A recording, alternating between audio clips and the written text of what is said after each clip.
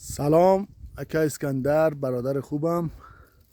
امروز 15 ژوئیه 2026 در جمهوری اسلامی ایران شهر شارود هستیم.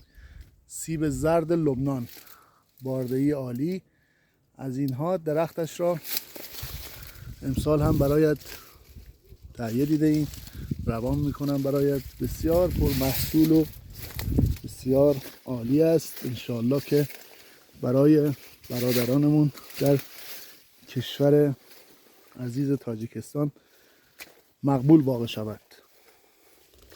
بسیار پرمحصول است که حتی قسمتش باید کم شود. این سیب زرد لبنان است، بسیار پرمحصول است.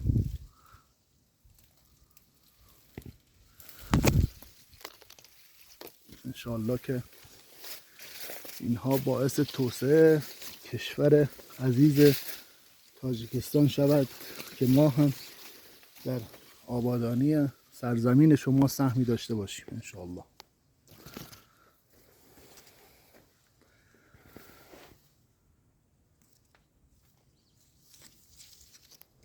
در پناه خدا باشید.